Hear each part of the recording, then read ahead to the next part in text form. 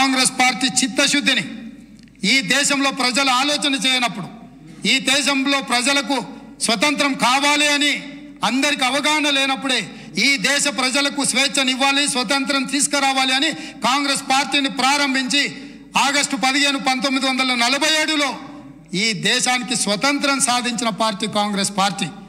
నిజాం రజాకర్ల పరిపాలనలో ఉన్న ఈ ప్రాంతాన్ని విముక్తి కలిగించాలి అని సాయుధ రైతాంగ పోరాటంలో ఈ ప్రాంతంలో నిటారుగా నిలబడి వేలాది మంది నేల కొరుగుతున్నప్పుడు ఈ నేల తల్లి తడిసి ముద్దై మా కమ్యూనిస్టు సోదరులు, ఆనాటి స్టేట్ కాంగ్రెస్ సోదరులు అందరూ ఏకోన్ముఖమై రాజ్యం మీద, రాజు మీద వీరోచితంగా పోరాటం చేస్తున్నప్పుడు ఈ ప్రజలకు విముక్తి కలిగించాలి, ఈ ప్రజలకు స్వేచ్ఛనివ్వాలి, స్వతంత్రాన్ని ఇవ్వాలి అని చెప్పి ఆనాడు పండిత్ జవహర్లాల్ నెహ్రూ గారు ప్రధానమంత్రిగా ఉన్నప్పుడు కేంద్ర హోంశాఖ మంత్రి సర్దార్ వల్లభాయ్ పటేల్ ఈ ప్రాంత ఉమ్మడి హైదరాబాద్ రాష్ట్రానికి ఆ రోజు విముక్తి కలిగించి భారతదేశంలో కలుపుకొని స్వతంత్రాన్ని ఈ ప్రాంతానికి ఇచ్చిన పార్టీ కాంగ్రెస్ పార్టీ.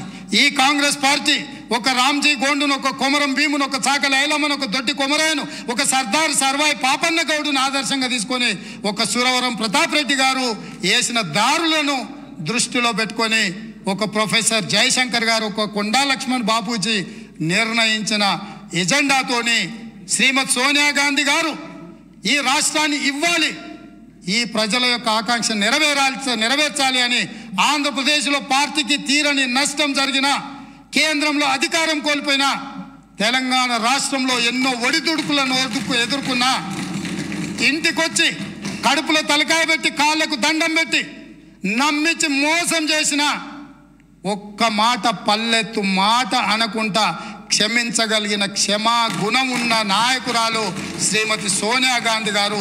చరిత్ర పుటలలో ఎవరు కుటుంబ సమేతంగా సపరివార సకుటుంబ సమేతంగా వెళ్ళి సోనియా గాంధీ గారి కాళ్ళకు దండం పెట్టి తర్వాత వెన్నుపోటు పొడిచిండ్రో చరిత్ర పుటలలో శాశ్వతంగా ఉంది. అయినా ఈ రోజు వరకు శ్రీమతి సోనియా గాంధీ గారు ఏ ఒక్కరోజు కూడా పల్లెత్తు మాట అనలేదు.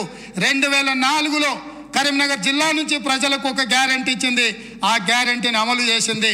మళ్ళీ సెప్టెంబర్ 17, 2023 నాడు రంగారెడ్డి జిల్లాలో రాజీవ్ గాంధీ ప్రాంగణంలో ఈ తెలంగాణ ప్రజలకు 6 గ్యారంటీలను ఇచ్చింది.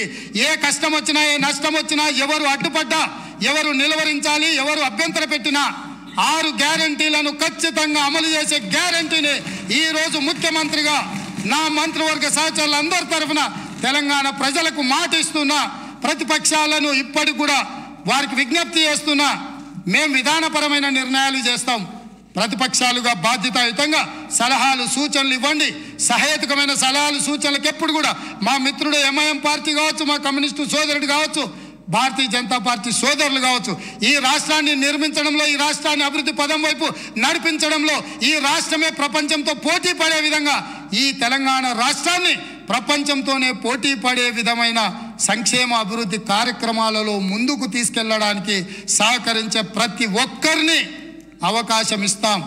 అదేవిధంగా ఇవాళ మీరు ఏదైతే మాట్లాడుతున్నారో ఈ సభలో కొంచెం ప్రిపేర్ అయి రాండి, చదువుకొని రాండి, అవగాహనతో రాండి, అంశాలను ప్రస్తావించండి.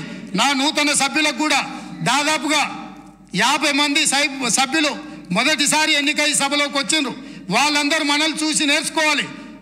ఎమ్మెల్యే పదవి అనేది తాత్కాలిక ఉద్యోగం కాదు, లేకపోతే ఎమ్మెల్యే పదవి అనేది కొంతకాలం ఉండి తర్వాత పోయేది కాదు. ప్రజా జీవితంలో ఎమ్మెల్యే అనేది ఒక బాధ్యత.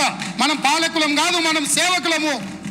పాలన చేయడానికి, అధికారం చెలాయించడానికి, నిరంకుశత్వాన్ని అమలు చేయడానికి మేము ఇక్కడికి రాలేదు. మేము పాలకులము కాదు అధ్యక్ష, మేము సేవకులము. 4 కోట్ల ప్రజలకు సేవ చేయడానికే మేము ఇక్కడికి వచ్చినాం. మీరు ఏ న్యాయబద్ధమైన సలహాలు సూచనలు ఇచ్చినా తప్పకుండా అనుమతిస్తాం. ఒకవేళ ఇక్కడ మీకు న్యాయం జరగలేదు అనుకుంటే మీరు నిరసనలు తెలుపొచ్చు, ధర్నాలు చేయొచ్చు. ధర్నా చౌక్లో మా మిత్రుల ఆమరణ నిరాహార దీక్ష చేయొచ్చు. తప్పకుండా ధర్నా చౌక్ను తిరిగి వాళ్ళు వినియోగించుకొని ధర్నా చౌక్ను మళ్ళా ధర్నాలు చేయొచ్చని మళ్ళీ ముందుకు రావాలి. వాళ్ళలాగా నిషేధితపు ఆలోచనలు కానీ లేకపోతే ఫ్యూడల్ విధానాలు కానీ కాంగ్రెస్ పార్టీ ఎప్పటికీ అమలు చేయదు. మళ్ళొకసారి ఈ అవకాశం ఇచ్చిన మీకు, ఒక మంచి సాంప్రదాయానికి తెరలేపిన గవర్నర్ గారికి ధన్యవాదాలు తెలియజేసుకుంటూ సెలవు తీసుకుంటున్నాను అధ్యక్ష.